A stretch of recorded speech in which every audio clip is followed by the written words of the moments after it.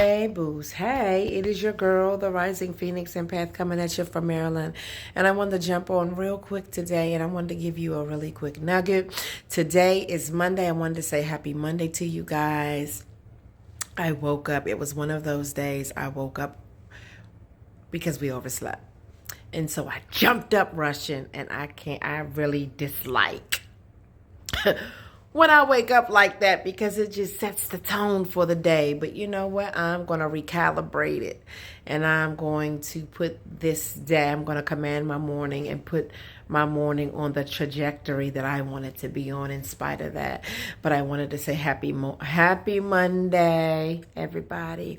And I wanted to jump on, I wanted to say, there are some of us that feel the need to have these conversations with people, right?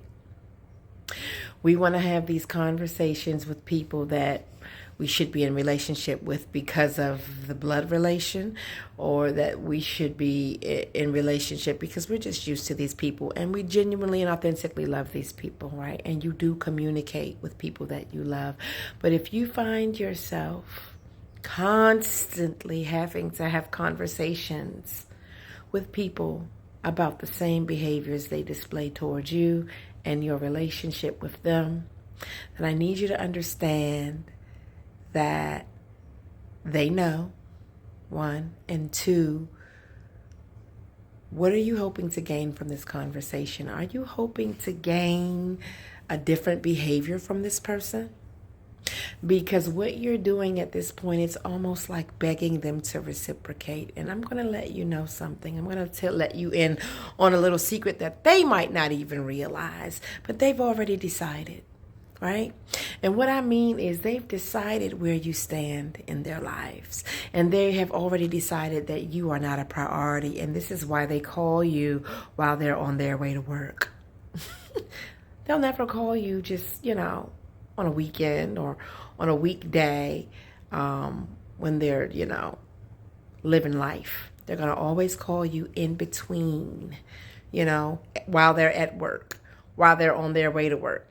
And I get it. People are busy. People have lives, but people also prioritize those people that they want in their lives. You're not going to have to keep telling people and reminding people to invite you to Thanksgiving dinner and to Christmas dinner and to your birthday dinner, right?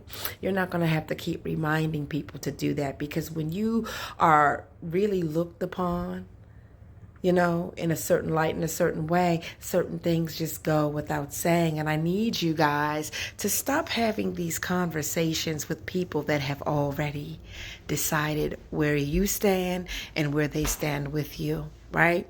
And sometimes this is the best these people can do, right? Because life is hard. Juggling being married, juggling kids, juggling career. These things are difficult, right? And I'm not married, but even, the responsibilities that I have, my career, my side stuff that I got going on, raising my son, and even though my daughter's out of the house, just being a mother, period, and prioritizing my children, right? And it gets hard and it's difficult. And sometimes you might not, call people every day or even every week, right? It gets difficult. And so I don't think that's the expectation. But when people prioritize you, you never feel like you're out of the fold. And so you have to decide whether or not this is good enough for you, right? Because people might be doing the best they can do. And in other instances, I think that people have decided that you're just simply not as important to them as they are to you. And we need to, instead of having these conversations, to reprioritize people according to reciprocation, right? And it's not about being petty or tick for tat, right? It's really about saving your peace. Because even though it might not be intentional, when you know how you show up for people, when you know how you're always available, but when you're in the middle of crises, you can't call to get nobody to pray on the phone with you. My son had a seizure at school back in September, and I didn't have a single friend or loved one in my contacts that I could call and get a hold on and get a hold of immediately in the moment. And that told me something, right? So, and I'm not mad at anybody. I'm not mad at anybody, but it really made me take a look and reprioritize some things and people and relabel some people, because we use the term friendship and love too loosely, right?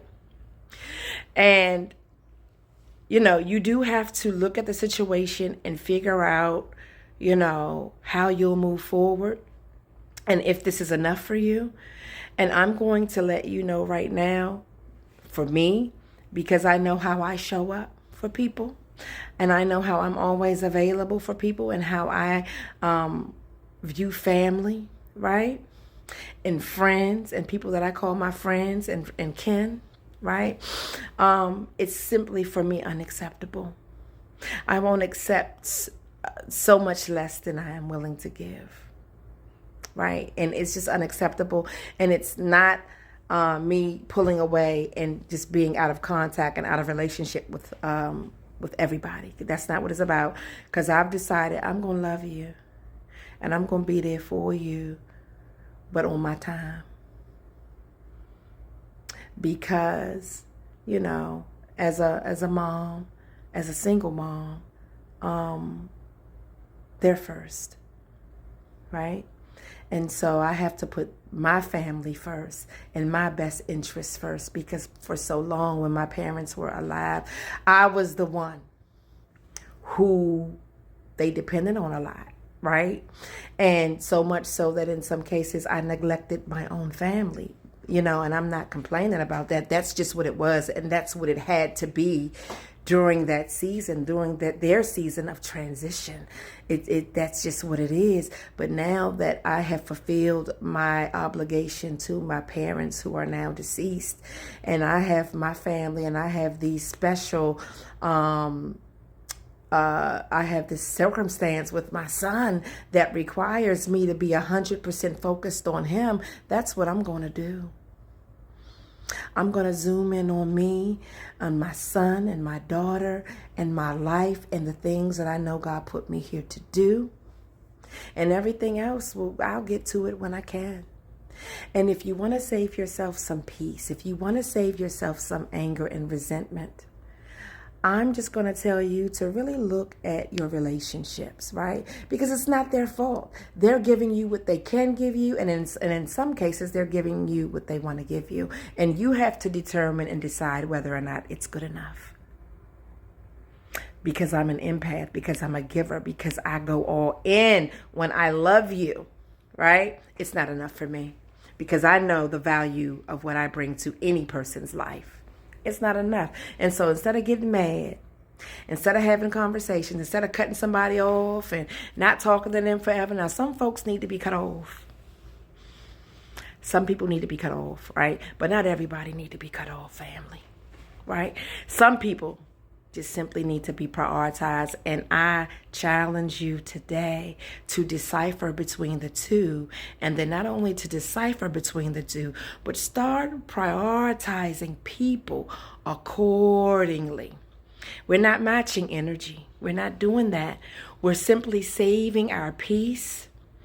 And we're simply pointing our resources and love and energy to those who can reciprocate.